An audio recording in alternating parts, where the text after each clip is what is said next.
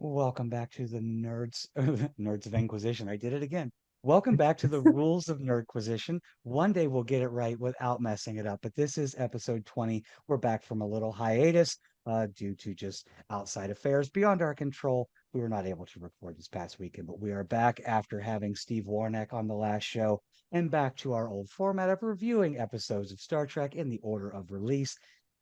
As always, I am Gretchen and joined by my gallant first officer, Angry IT Nerd. Gilbert, how are you doing today? Oh, I'm doing quite well. Doing quite well. Thank you. Uh, since the last time, as we have spoken of here, I've gotten my AC unit fixed. The Everything's been cleared out, and so now it is, instead of being sweltering hot like the desert, it is extremely cold like the Antarctic. So yeah, I'm good. So Whereas I'm sitting in the we're heat right now, which is why we're out of uniform today, because it is very lovely outside. But since I didn't want you all to hear the cars going past my house, I have the windows closed and I'll open them up after the show. But I'm hot, so I wasn't so putting on my tunic. but yeah, we have got a few more guests that are lined up for the future. So, and those are going to be some great shows. So the ones with Steve, shout out to Steve. Uh, it is still great show with Steve, and love you, man. Uh, you better come back. You better come back on here. That's all I'm saying because I made a point to we ask we, him. I made a we point to ask him in text, like the people that he wants to bring on the show. I'm like, you're going to come on with them, right? Or did they want their own episodes? That's part of like the email I'll be sending out later to set those mhm, shows up to see like, hey, you coming on with them, or do they each want their own interview shows? I'll give each one of them yeah, a whole give them show their if own they want. episode. Yeah, yeah. Right. Absolutely. But yeah, Steve But Warneck, Steve, writer for DS9, to those not Steve, in you the better know. come back. Better come back on here, Steve. Although I'm going to be highly upset. And writer and I guess one of the producers. I guess is he the Um, producer? One of the producers I think he's the executive producer, soon of the or at least one soon of the executive producer of Helios. yeah, soon to be And released. It's not out for public consumption as of yet, but we have had a little bit of a preview and it we've had a taste of it, and is it tastes fabulous. immaculate. It is fabulous. I am already hooked. Already hooked. It took me all of about 7 minutes of the first episode to be like, are you kidding me? Right? Are you kidding me? Right? Oh, we're a little And so, we're but geeking out here on our nerd show if you couldn't tell. So, but hey, that's what so we we're do. on still riding high on the Steve train. Riding high on the Steve train. Very, very But exciting. And the people he's going to be we're bringing on are just fantastic. I can't wait to talk oh to yeah, any and every one of them. people he's bringing, yeah, they are definitely going to be ones to watch out for. They are some heavy hitters in the industry. So yeah, We will keep let you all know as soon as A, when Helos is released to the public for all of you to enjoy as we the have.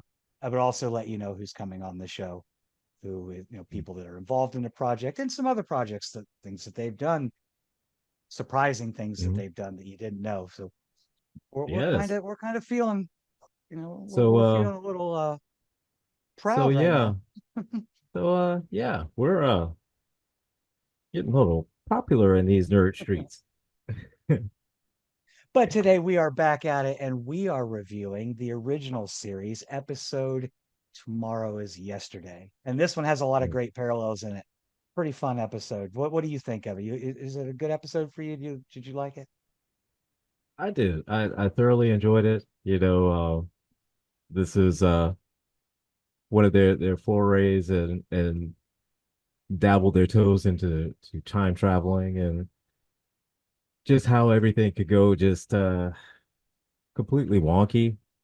And the reason why, a lot of later spin-off iterations where they pretty much kind of establish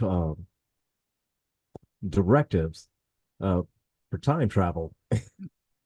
Right? And you see, this is one of the episodes that have is the reason why they have certain protocols and extreme, this is what you have to do, and that is it for time travel.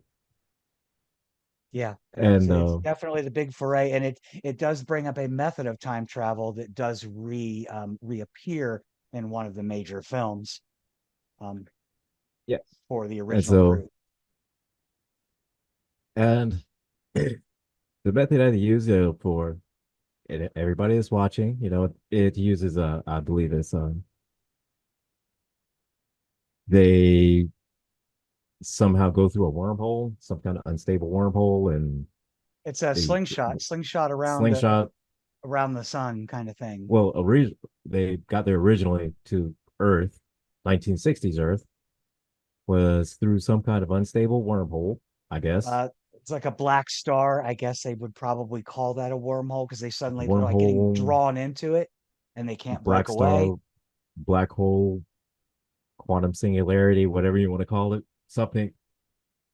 How Um, do they list it in Star Trek? A magic. black star, and according to Memory Alpha, a black star Uh, is a stellar object with a high gravitational attraction. Black stars can remain undetected until encountered by entering their gravity field. So technically, it is a star, I so guess, but an full anti-star? of a black star. An anti-star? I don't know. Just I guess it's one of those black jobs. I guess so. It's a star. I don't Black jobs. know.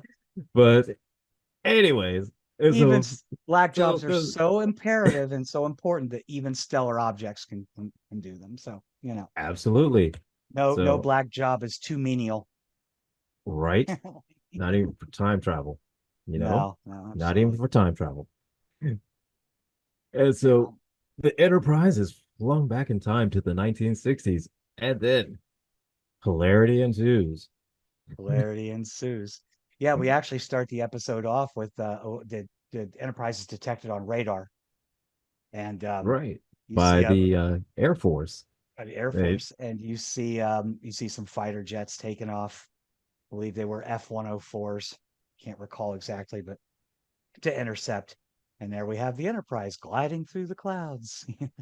they're just going through trying to call somebody, but then realizing that, wait a minute, there's nothing there. Wait a minute, what time is this?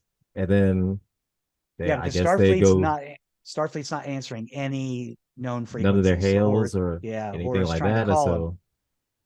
And so there's no signal, no nothing. There's nothing. So Spock, I guess being Spock, does a Enterprise magic.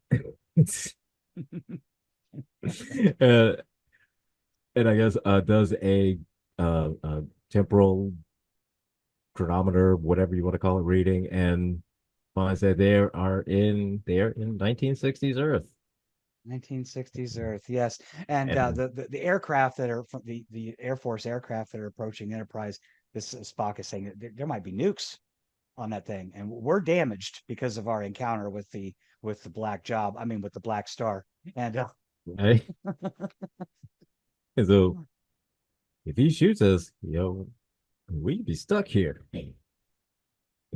And so right, so do a tractor and beam. Let's so do a tractor beam. they did the smart thing, hit it with a tractor beam. Well, even So though they hit him with a actually tractor beam, then I think Spock actually said don't do it, but Scotty's like, yeah, this I can guy's do like, this. it'll be fine. And of course, the Spock's like, plane starts don't to do it. break Don't. up. Says Spock's, don't do it, Scotty. It'll be all right. And Kirk is, well, I kind of resist, yeah, do Captain. it. It'll be I, all right. I kind of resist. And so they hit him with the tractor beam, and the plane falls apart. They transport him onto the Enterprise. And Got to bring the then, pilot on board, and who we bring on is Captain John Christopher. And it should be noted in my traditional fashion that Captain John Christopher was played by actor Roger Perry. Roger Perry passed away on July 12th, 2018, at the age of 85. And fun fact, Roger Perry was actually an intelligence officer in the United States Air Force during the 1950s. So, hey, what better person to play an Air Force officer than an Air Force officer? And we have maintained our 100% rate of people involved in Star Trek that have died. So My my kill to death ratio is perfect. we're still going strong at 100%. Until, And like so you they bring said, them we on get to board, the and newer episodes, and then when there's nobody, right everyone's when you alive. get to the newer episodes, then it's going to be your percentages are going to go down. It's gonna go down. And so they bring them on board, they give them the grand tour, and then the Spock is like, "Yo, you can't go back, man.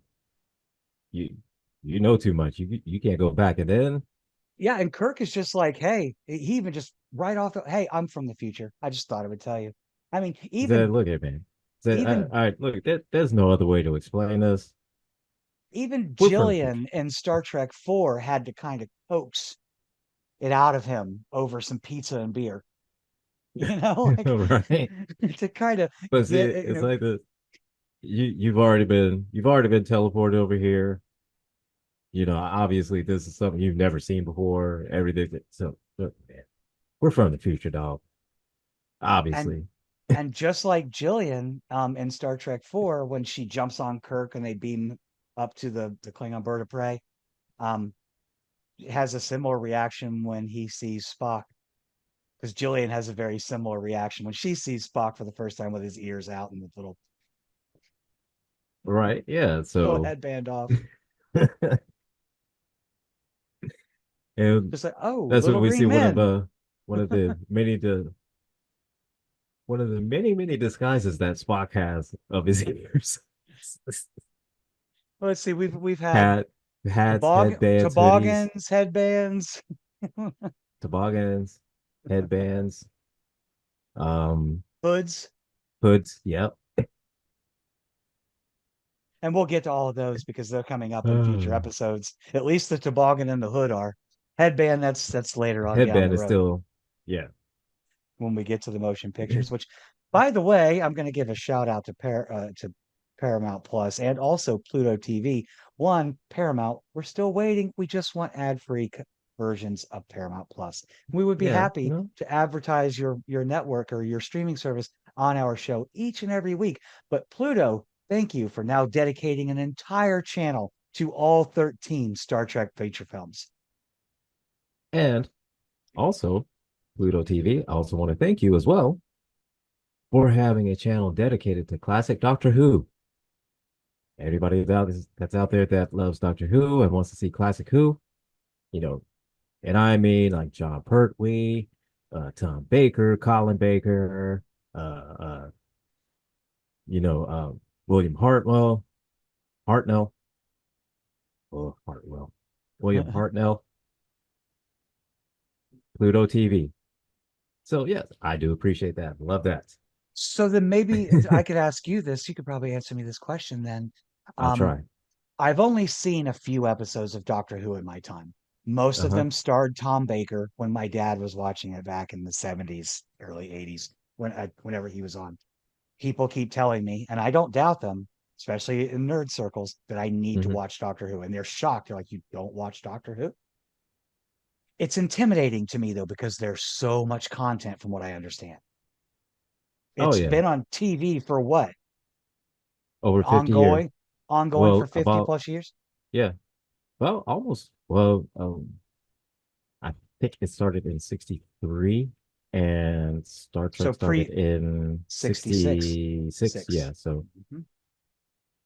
So but oh yeah, maybe I'll just, that's okay.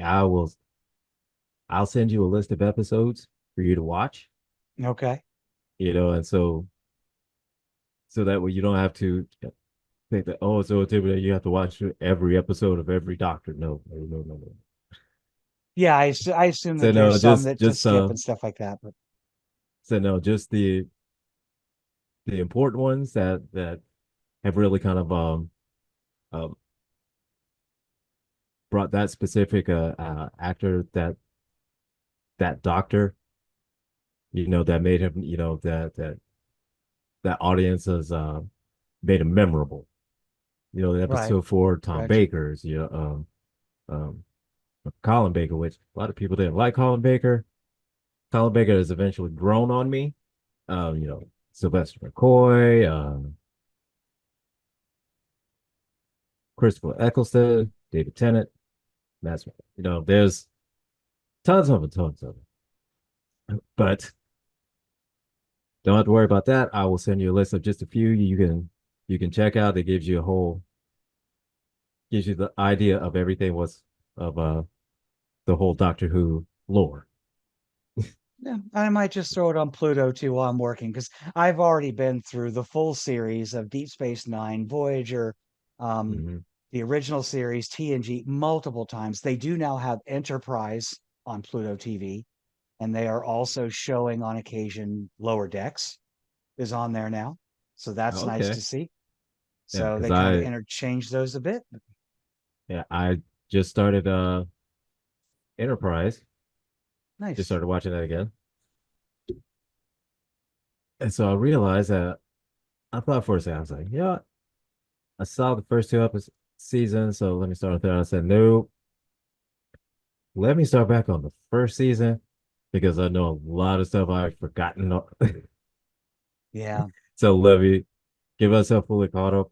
And I remember, certain things details I remember about, first time they used a transporter, um, you know, the Klingons, Right from episode one. Yeah. right? Yeah. Klingon. But yeah, there's a And lot. so There was yeah, there's the battle with the Romulans, and then they do that mhm, episode in a way that you never see the Romulans because no one ever actually saw a Romulan until the right. episode we reviewed a few weeks back, Balance of Terror, which is the first time like, God, he looks like Spock. Yeah. So Holy cow! yeah, again, like with that, and yeah, so I like it, appreciate it. I'm trying to get past the theme song because It's so divisive. You love right. it or you hate it. I have friends that absolutely love it. And, I don't know if he listens, but a shout out to another mutual of mine on social media who has their own podcast. I know that you really like this show, Joseph. I know, or the song. I know you love Mhm. it. I even when they remastered it for season 3 or 4, there's like a I don't remix know. of it. It just I don't know. doesn't Maybe if feel it like was Star just Trek. like I don't know. Maybe if it was like a ending theme or something like that. Yeah, yeah, I could deal with it. And maybe have like the instrumental version of it, as the intro, and just as with the exit with the words and everything. I could live with that. Yeah, it's just the simple truth of it is either But you love it or you hate it. I mean, yeah, it because has caused a I lot of division amongst Trek fans. yeah, because I find myself I like the show, love the show, just that song. And everybody always says that. And when it first came out, I remember that over the years they say, "Oh, Scott Bakula, Scott. Why is everybody Scott Bakula? Blah blah blah blah blah. Scott Bakula." I like Scott Bakula. I Hmm. didn't see anything wrong, with how he played Captain Archer. He's it, No, he was a good captain. He yeah, was a he good was captain. good. Hmm. I didn't see the whole oh Scott Bakula he killed Star Trek. No, He was just although it went back in time to a time pre the original series, it was yeah still very much operating on the tried and true formula of the big three. yeah, and So so that era of Star yeah Trek was still the same. More yeah, people don't so get. it's like And it's just I didn't see after about the first when I originally saw it out, I would say about after like first 2, 3 episodes, I was like, I like Scott Bakula. I never had an actual, problem with his acting or anything like that, from Quantum Leap.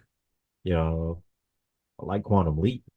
I didn't like how it ended, but I like Quantum Leap. I never saw the entire series, but I mean, come on, it also had Dean Stockwell in it. It's Dean Stockwell, Yeah, who also went on to appear in the reimagined Battlestar Galactica, which is a show I positively adore. right. And so I just spoiler alert for anybody that's never watched the original Quantum Leap, the new one. Oh, so great. It anyway, that's a whole nother thing. But the original Quantum Leap, it ended with uh Sam Beckett. That was his character's name, Sam Beckett, meeting God. And God basically told him, dude, you can go home anytime you want. You just don't want to. And when, and we're just all just look like, what? What in the hell kind of is this? Like, you go home this whole time. This whole time you could have gone home. You're just like, oh, I want to go home. And you go home. No. Hey, we got to deal with your man. I'll What have kind to of take your word is for it. I this? mean, I don't mind Oh, spoilers. I'll still watch something even if I'm spoiled about it. In fact, I'll admit this to everyone. I have not seen Alien Romulus yet, but you know what? I already know how it goes. I already read about it. I already know. Ain't no surprises when I see it finally. But right. Oh yeah, I but hated that final episode. It was just I just wanted to punch somebody in the mouth. some of them are bad. Some shows just don't end the way that they should. I mean, but then again, it always comes down to your own perception of it. People didn't like the way that Yeah, Lost ended. I actually like the way that Lost ended. It never bothered me. Every time I watch it, I bawl my eyes out. So they did something yeah, right. They did something right. But incidentally, just going yeah, back to your talk about Enterprise, what I liked most about that, we got to see more in-depth uh, character and world building for races we haven't seen a whole lot. They really got yeah. into the Andorians and their Right, yeah, subspecies, the Anar. Also, just subsequently speaking, Jeffrey Combs, who played Shran, the Andorian in Enterprise, also played and Wayun Wayo. 5, 6, 7, 8, and there was another character named Brunt. Had multiple episodes, yeah, but Star Trek often did that, would use character bring back actors to play multiple roles. You know, we got a Oh lot of yeah, so Vulcan history with Enterprise. oh yeah, and just like I said, just a lot of things uh in the original series, just kind of with the Prime Directive, how they came about with the Prime Directive. You know, just randomly going into a planet, and then just exploring and then disrupting everything what happened within the planet because, you know, reasons. I guess they thought they knew what was right or whatever. And so, and that's how they came about with the prime directive of not interfering with the society's how their rules or anything like that because that's their society. That's how they, you know, handle, crimes. That's how they handle, births. That's how they handle death. That's how they handle, Right. medicines. So that's not up to us to say, well, you're doing it wrong. This is how you do it. That's their society. That's how they do it. Not that Kirk isn't notorious for bending and Oh yeah, breaking Prime he'll Directive to his whims. oh yeah, he'll go around it. Oh, he goes around it. Just And sometimes it's justified. I don't know that we haven't really talked about the episode yet, but the one episode we'll be talking about soon where they go to that planet to, talk to them about joining the Federation, and they're in this like simulated war with another planet. And then whenever the Hmm. war games calculate, and then they're like, okay, well, this many people died in this attack. They don't really bomb the cities, and just everyone marches off to these death chambers. Yeah, yeah. That's coming Right? coming up pretty soon. That's one of the episodes coming up pretty soon. Yeah. Yeah, and Kirk was like, I'm not having it because you just declared that my ship was destroyed in orbit. My crew He's ain't like, whoa, beaming whoa, whoa, down. whoa, whoa. My crew ain't beaming down to walk off to your death chambers. We saw another. What was the one?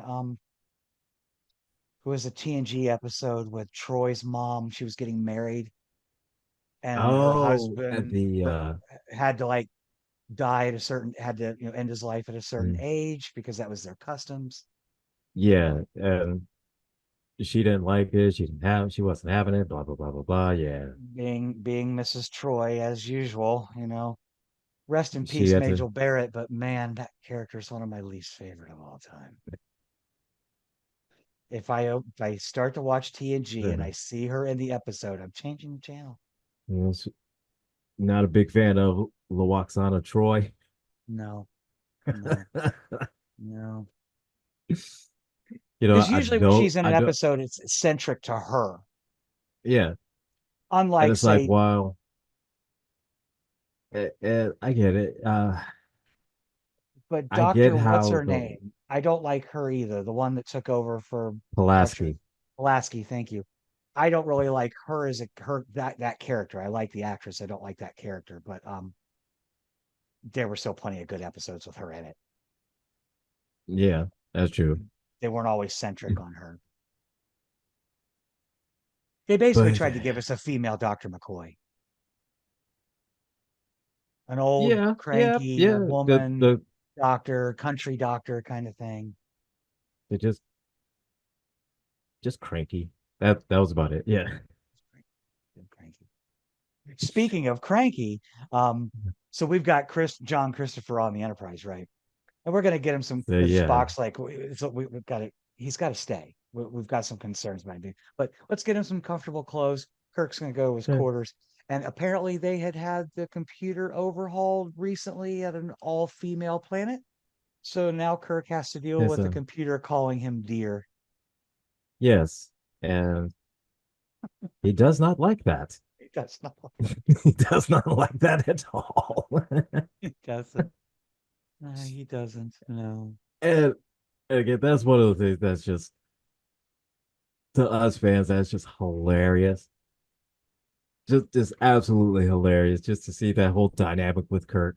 Because we Right. know full well if that was just an actual, a yeoman or another crew member, something like that, while still he would say, it's inappropriate, he would be so it's like, would you Oh yeah, right? he'd pull a Riker. He'd be like, "You do that again, I'll The snap you back so hard you'll think you're a first year cadet again."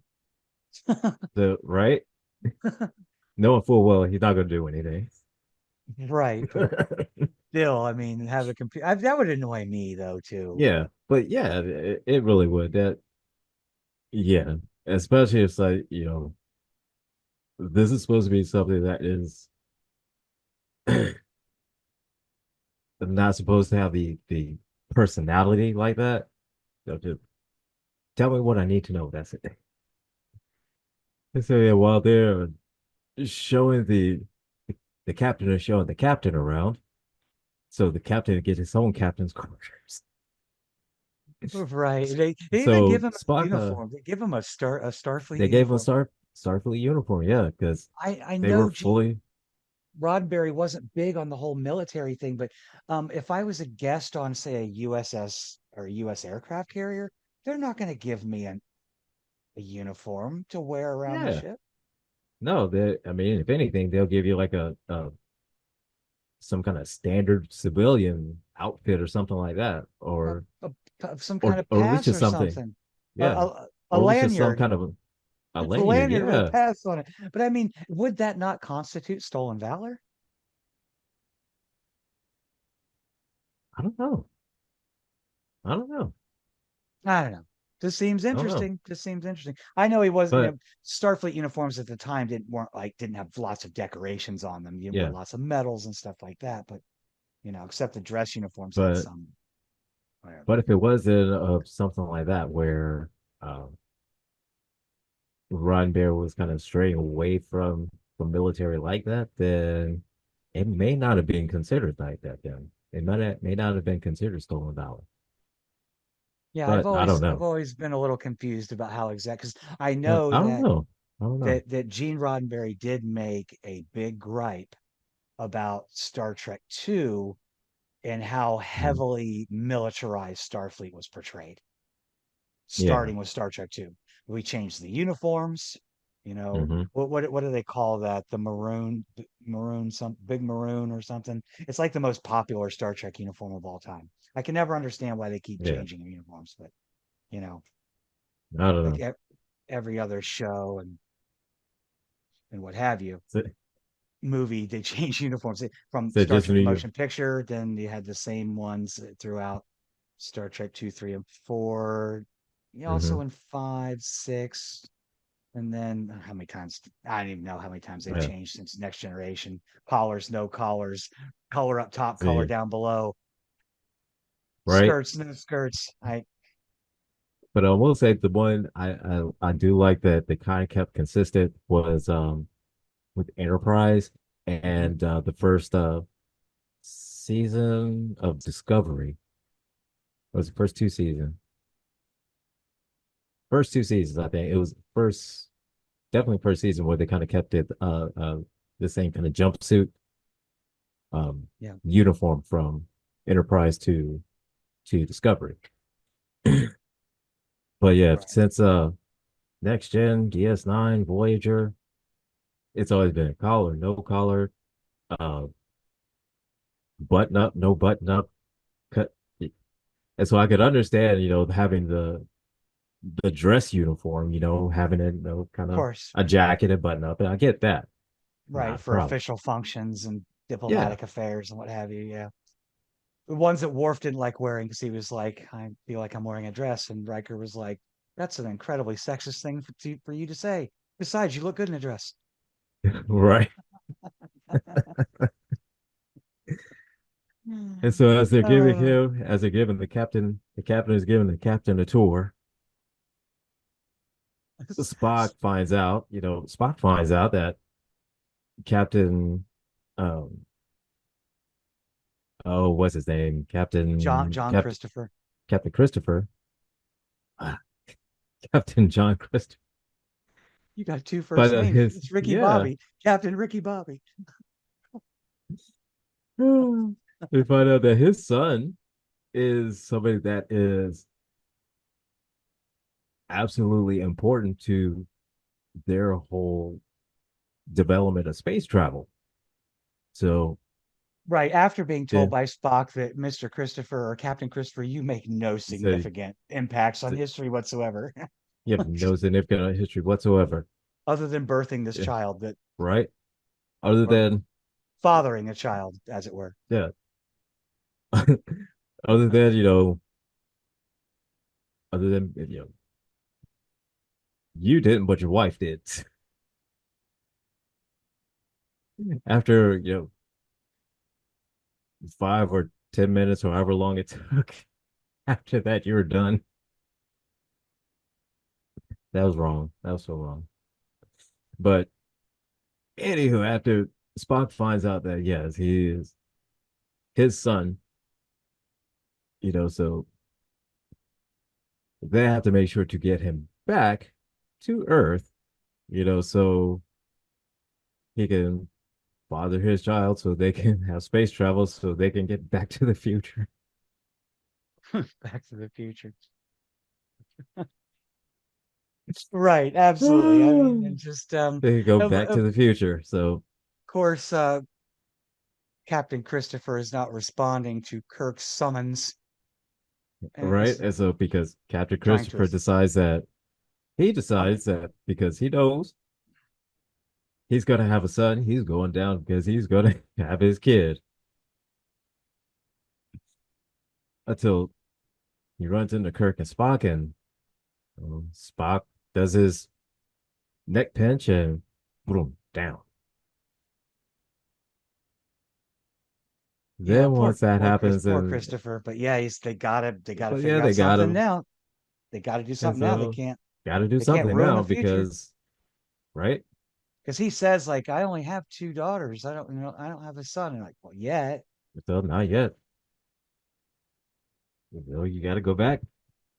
Got to have your son. So while they're trying to drop him back, because they know one person says anything, it's not going to matter. They're just all going to think, oh, yeah, man, right. But then as they're trying to take him back, they run into two other people. So now they have to take all three of them up and find a way. Well, how to make a bigger problem even worse? 101 with your professor, Captain James T. Kirk. Right? And your And assistant professor shenanigans Spock. ensue. And shenanigans ensue. And then more shenanigans ensues. And so Spock, being Spock, does some analyzing through the computer and does some calculations, and he figures out that if they slingshot around the sun, they go maximum warp, slingshot around the sun, that'll somehow or other will break through the time barrier to where it'll reverse time since they're going around the other side of the sun. I suppose that's how it works. I don't know. Since they're going the opposite direction of what the sun is rotating, then that will turn back time enough to where once they get back to Earth, it'll be the day before, and nobody will know the wiser if they just at the same time as. All right, so the slingshot around, okay, and as just before they hit the black job, I mean black star, um, they have to Hmm. transport the three people down at the same time and through somehow of some kind of space magic, Space magic. some transporter space magic. Um, the three people transport into themselves respectively, not into each other. This That'd is be the weird. I That'd need be something that weird. flashes on the screen that says this is the actual plot. This is the actual plot. This This is the is the actual actual plot. plot. So they beam Kind of down like the in, way South Park would be like, Scientologists actually believe this. Scientologists actually right, believe this. and,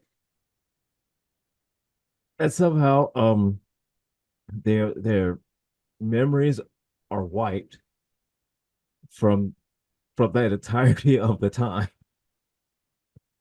because what they transport down into themselves, then it resets them. It resets themselves somehow, to which they merge into the old one merges into the new old one, and the new old one. They beam into each other, and then they don't know anything else, and then they fly through the black hole, black job, black star, and back to the future. And everything is fine because reasons. That's on page 75 of the Star Trek playbook. Because And reasons. because reasons, everything worked out great, and Captain Christopher had his kid.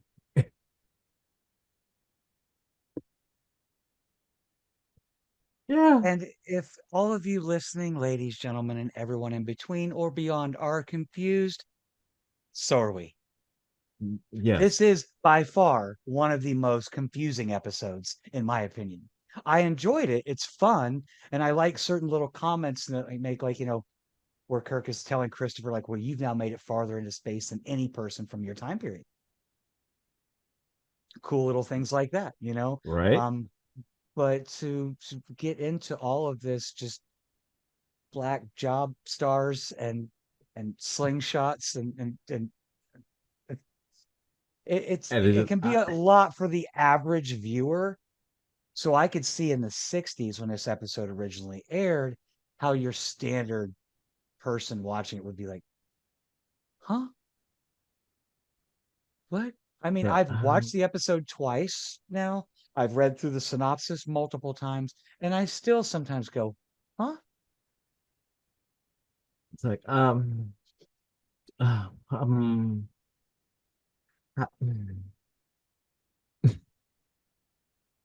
so yeah, reasons, and they all lived happily ever after. Uh, Base plus shenanigans plus reasons equals resolution. exactly.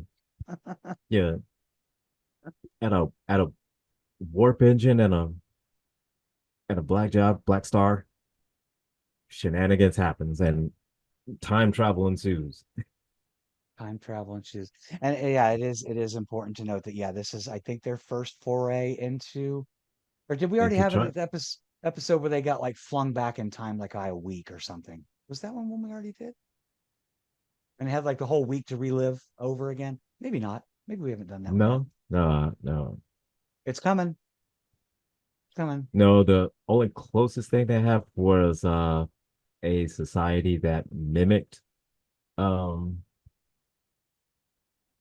was it 1960s, or there was enough the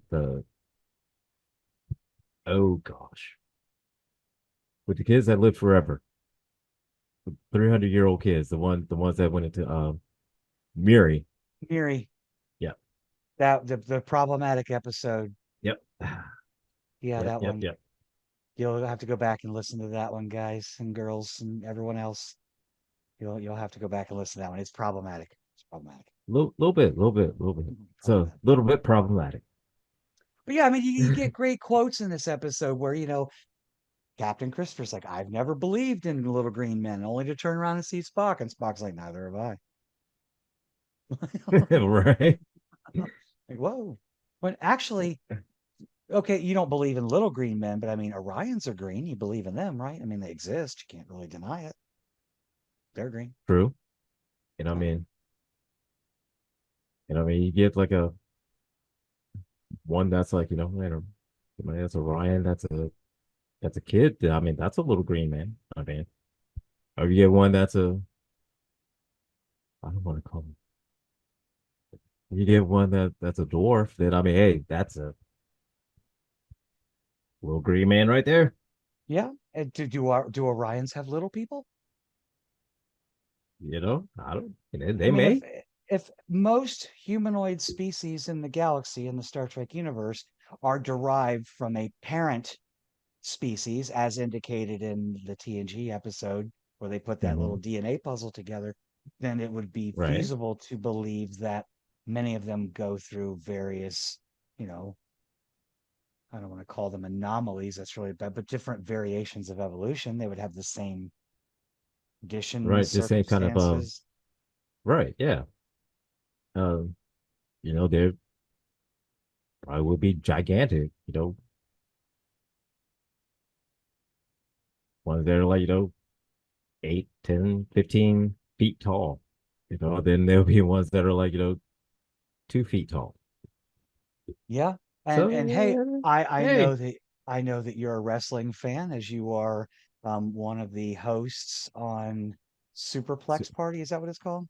Superplex correct. Party? That is correct. That as a wrestling fan, as you're going through Enterprise, there's the one episode where Big Show plays an Orion warrior. And That is correct. Yeah, he's a big and dude. He's a big what, he is 8 feet a tall? Like he seven, eight is. feet tall. I can't remember how tall he is, but I've seen him in person.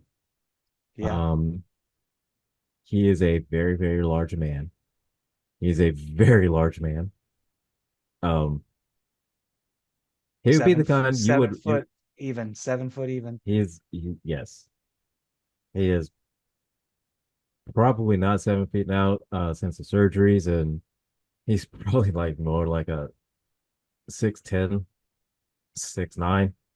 But he's Six a nine is still freaking tall, though. I'm he's sorry to a say. he's a gigantic man. He's a Yes. very gigantic man. And I positively loved him in that episode. Like, if all Orion women are these like beautiful, alluring sexual entities, then the Orion men are just these Mhm. I will crush your skull, just big, Yeah. badass warriors. And so Just like it's and palming somebody's skull. yeah, and he is one. He's one of few one wrestler that's made guest appearances on Star Trek. Another one is Dwayne Johnson. Rock in that episode Yeah. of Voyager where he got to fight Seven Yep. in the little Um, gladiator arena. See, I'm not sure what species he was, but yeah, he No, I'm was not sure. One of the many random species they encounter in the in the Delta right. Quadrant. And we'll get there eventually. That's all. I mean, that's just if you think Star Trek lore is intense and deep and detailed now and very complex, then they add a whole new Oh, quadrant and then they're just throwing new aliens at you all the time. New cultures. It's like, oh my God, mhm, I just learned about Andorians finally after 30 years. And I'm starting to understand Vulcans finally and Klingons and Romulans and like, oh my God, who are these guys? And right. these thank God they got rid of the Kazon though, because they weren't doing it for me, I'm afraid. I didn't like the Kazon, not at all. I, I don't know what it was. I mean, just something about the Kazon I just didn't like. I don't know what. Just It could just be the it's in, portrayal too, because in the original series, I never much cared for the Andorians. Tran turned me around. I love the Andorians in Enterprise. They are, and when you consider mhm, they're one of the founding members of the Federation, them, the Tellarites, the Vulcans, and right. humans. I mean, like that's just super cool, man. That's just super cool. And Shran was cool. I liked him. Good character. Jeffrey Combs, awesome actor. Liked him. And Jeffrey Combs has been he's just been every Star Trek series. It seems like so. Oh yeah. Was that Voyager and DS9 and was he in Next Gen? He might have been in Next Gen too. But yeah, I think he's just everywhere. Well, he played Brunt in DS9. He has some voice acting credits for video games. He was in Dominion Wars as Wayoon. Elite Force 2, that was he played Commander Soldock. I don't know who that is, but um, uh, Brunt, I guess, is a relative of Shran. So I don't know. It Okay, doesn't appear that he was ever in the TNG though. But again, you get into Voyager and they start throwing all these new species at you. When Voyager first started, my first thought was, okay, they're in the Delta Quadrant. When do we get the Borg? right, That is right, what everybody thought from episode one. We're gonna run into the Borg eventually. yeah. We just got thrown into their Because like the backyard. absolutely because like I said, the very first time I saw the board, I was like, "That's it. Borg's my favorite." Cybernetic Because zombies in space. absolutely, because up until then, my favorite villains were Klingons, and then well, pretty much Klingons. Well, then Ferengi because Ferengi was just hilarious. They were kind of goofy at first, but then you get characters like when they started to bring in, Armin Shimmerman as Quark. Hmm. Um, you've got Rom and Nog became a super awesome So character in my opinion, especially yeah, he towards the end definitely of his character arc. yeah, Nog definitely became a fan favorite without a And shadow of a doubt. Just simply because just his character arc in general, just being from a little Ferengi kid wanting to run his uncle's bar to now joining Starfleet and then fast forward years later becoming captain of a starship yeah, and being like Aaron Eisenberg does voice him as Right. Captain Yeah. Dog in Star Trek Online. So, Yeah. And he's like what the one of the first Ferengi in Starfleet, just and then simply because, to yeah, rise to the just sim- rank of captain, that's right. fantastic. Absolutely. And just simply because just well, not only just being one of the first Ferengi, and just being just simple like this, because up until then, I don't even really think Ferengi never really wanted to join Starfleet like that. I mean, no, none of them, anyways, Then you not to go got through the academy.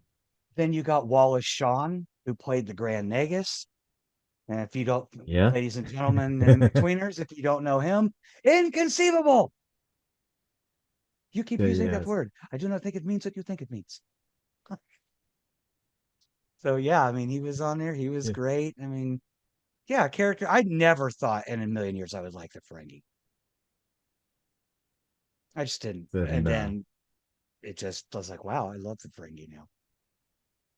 I like yeah, I'm a big fan of the Romulans.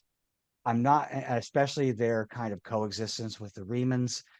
I don't much care for how they did Nemesis.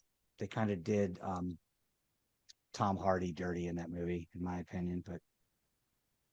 Um, but I love the fact, the a way little they bit. talked about their like engagements in the Dominion War. Like, say Hmm. Shinzon fought 15 major engagements in Dominion War, and was successful in all of them.